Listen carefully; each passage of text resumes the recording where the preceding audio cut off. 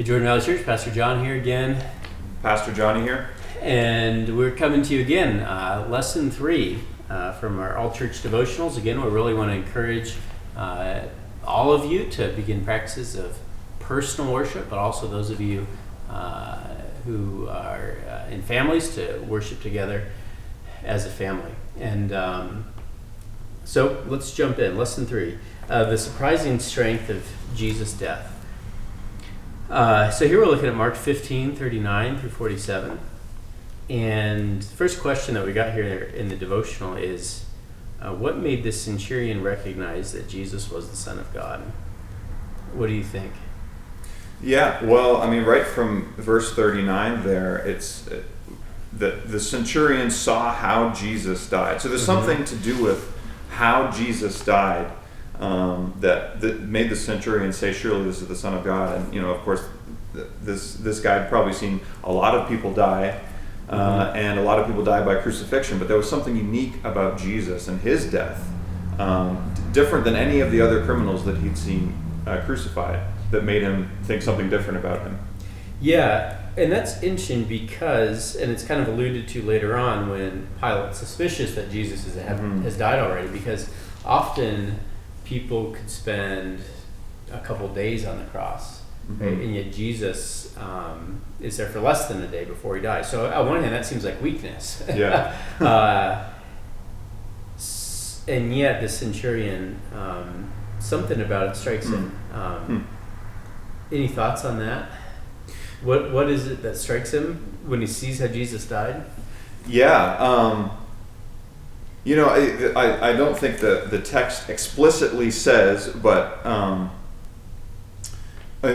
I think it must have at least to do with that idea of, in spite of this great display of weakness, you know, maybe Jesus was one of the quickest deaths, the quickest crucifixion deaths he'd ever seen. He at the same time ascribed this great title of strength, Son of God. You know, you don't that's never been thrown around easily. And so he gives this great title of strength to someone who's displayed such a great weakness. And so I think, you know, something to that, there's something surprising there, but then also just like a great display of truth of who Jesus was. The other thought I go to, it's interesting in Matthew's gospel, I think Luke's gospel, it says that it says that the centurion noticed the way that Jesus died in innocence. So not only that he died in weakness, but yet with great strength, but he died as an innocent man and not guilty like other criminals. And so a combination of all those things. What do you think? Yeah, it's hard to say. I mean, you know, right before that, you know, when Jesus dies, he gives this large cry, right? So he doesn't kind of go out, you know, slowly, you know, losing consciousness or strength, right? In some ways he dies quickly, but with a kind of a last hurrah. And I don't know how that. I mean, it seems like Mark's putting those two things together, and so I don't know why exactly he said that, and yet it is striking. So we're looking at Jesus' death here, and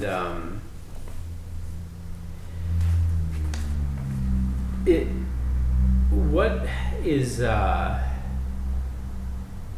significant about his death? I mean, why do we talk about it? And maybe even getting a little deeper. We talked about that in lesson 2 about kind of theologically, but I don't know, any other thoughts about what is the significance of Jesus' death for us? Yeah, well, I suppose continuing with the theme of weakness,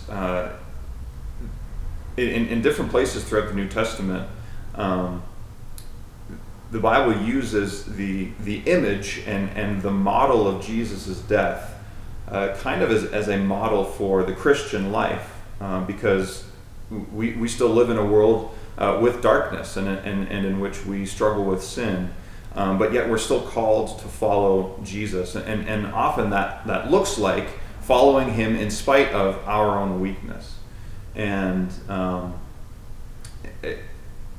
so we're told to pick up our crosses and follow Jesus. And so there's this commingling, I guess you could say, of weakness and strength at the same time as we try to follow Jesus. And his death is kind of a model for that, and as well as the thing that gives us the strength and the power to do it in the first place.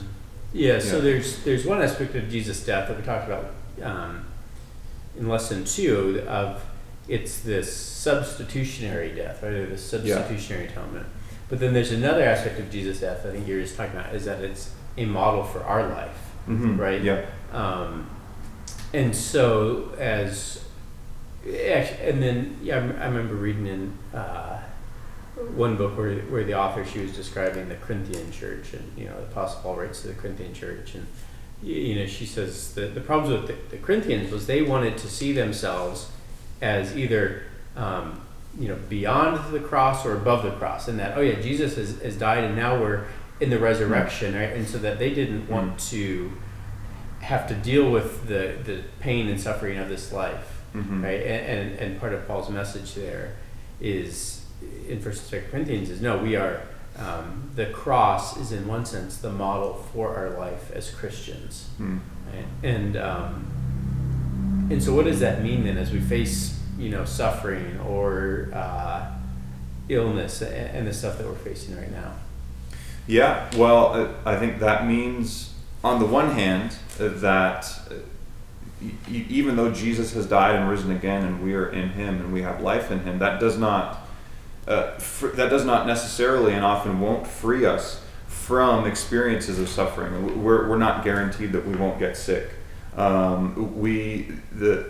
COVID-19 crisis is affecting all of us right now in ways that some of us more than others, but it is affecting all of us in ways that we wouldn't have thought a couple months ago, and we're in the middle still of experiences of death and suffering that we can't get out of ourselves, and that's weakness.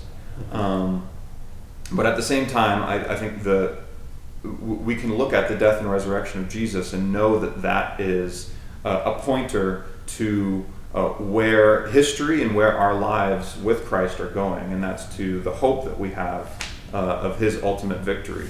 And so in some ways we're kind of in the middle. We're experiencing both of those things at the same time, weakness and strength.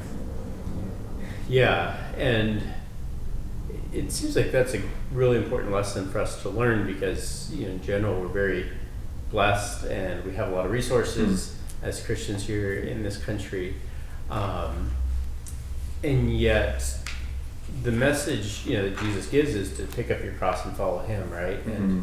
And that suffering is something that we should embrace, not just as part of living in a sinful world, but actually as Christians we can embrace suffering in a deeper way, or even we move towards suffering because of the cross, right? And because we know that when we are weak, right, that whatever that weakness is, we have the hope of the resurrection. And I think that's probably a very good lesson for all of us, is that to not be afraid of suffering, right? And not be afraid to embrace weakness. I think we could say the church in general and us, we've had it good, right? Yeah. And maybe one of the ways that God can use some of this is to help us not be afraid of that weakness and to embrace it. Yeah. Any other thoughts? Just from what you're saying, the only other thought is to stay tuned for our upcoming sermon series, where we're going to be going through Psalms of solitude and suffering, and I think probably a theme that in all the sermons we're going to be hitting on is how to walk through solitude and suffering with both we're walking in experiences of weakness, but also knowing Christ's strength and what that looks like to go through that in faith at the same time. So yeah, stay tuned. Good way to work in a plug for our sermon series. There you go. We didn't even talk about that when we were going over what to say.